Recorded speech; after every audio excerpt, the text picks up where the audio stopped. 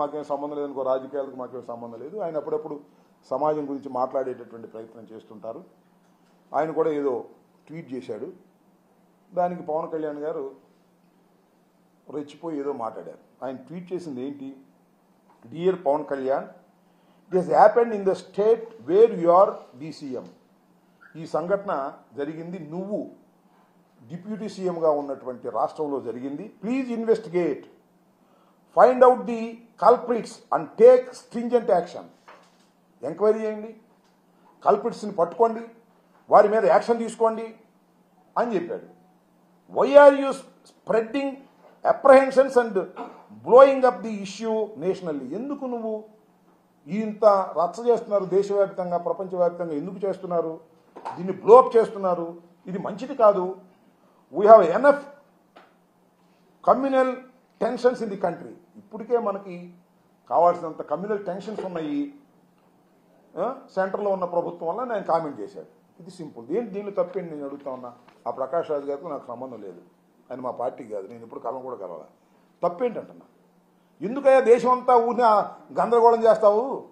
నువ్వు డిప్యూటీ సీఎంగా ఉన్నావు, ఎంక్వైరీ చేయి, కల్పిట్స్ని బయటికి తీసుకురా అని చెబితే అది నచ్చదంట.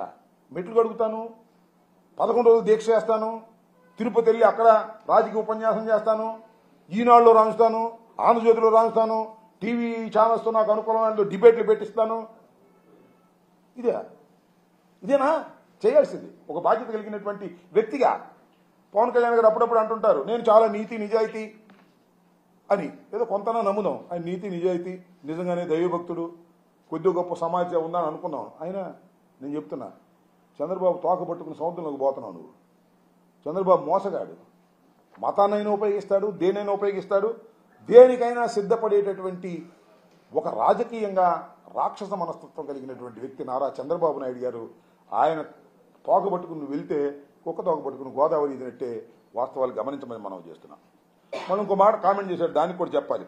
నన్ను విమర్శించే వైసీపీ వాళ్ళకి చెప్తున్నా, గొడవ పెట్టుకోవాలంటే ఎంత గొడవకైనా సిద్ధం. మా బుట్ట గొడవ పెట్టుకుని ఎంత గొడవకైనా సిద్ధం. ఏంది గొడవ ఏంది దీనిలో? రాజకీయ విమర్శలు. నీతో గొడవ పెట్టుకునే స్థాయిలో ఉన్నాము మేము. ఓడిపోయి 11 సీట్లకే పరిమితం అయిపోయామే. నువ్వు చంద్రబాబు భుజాన్ని ఎక్కావో, చంద్రబాబు నీ భుజాన్ని ఎక్కారో తెలియదు, కానీ మీరు పెద్ద బ్రహ్మాండమైన స్టేజ్లో ఉన్నారు. మీతో మేము గొడవ పెట్టుకుంటామా? మాకెందుకు గొడవ? నువ్వు గొడవ పెట్టుకుంటావు మమ్మల్ని. నెయ్యిలో కొవ్వు కలిపారని గొడవ పెట్టుకుంటున్నావు. నువ్వు గొడవ పెట్టుకునే కార్యక్రమం చేసి ఏం మాటలు? గొడవ పెట్టుకునే మాటలు ఇయ్యనా? గొడవ పెట్టిన వాళ్ళు ఎట్ట మాట్లాడతారు? సో కొద్దిగా ఆలోచన చేయమని మనం చేస్తున్నా. పవన్ కళ్యాణ్ గారిని కూడా ఆలోచన చేయమని మనం చేస్తున్నా. మీరు ఆంజనేయ స్వామి భక్తులు, పేద ప్రజల కోసం కృషి చేస్తున్నామని చెప్తున్నారు. ప్రాయచిత్త దీక్ష చేయవలసింది దీనికి కాదు, నానాజీని అడగండి. నానాజీ చేశాడు ప్రాయచిత్త దీక్ష. ఆ రకంగా మీరు తప్పు చేస్తే మీరు చేయాలి, మేము తప్పు చేస్తే మేము చేయాలి. నిరూపించు, మేము చేస్తాం ప్రాయచిత్త దీక్ష. వాకే అభ్యంతరం లేదు. అయితే ఒకటి ఉందిలే, ప్రాయచిత్త దీక్ష చేస్తే కేసులు ఉండవంట. విన్నారు మీరు? నానాజీ మీద కేసు పెట్టరంట. ఒక దళితుడైనటువంటి ప్రొఫెసర్ని తిట్టారు, ఆ పక్కన ఉన్నవాడు కొట్టాడు. చూసారా మీరు? కొట్టాడు కూడా. కానీ ప్రాయచిత్త దీక్ష అయితే కేసులు ఉండవంట. కొత్త సిస్టమ్. పవన్ కళ్యాణ్ గారు వెరీ గుడ్ సిస్టమ్ తీసుకొచ్చారండి.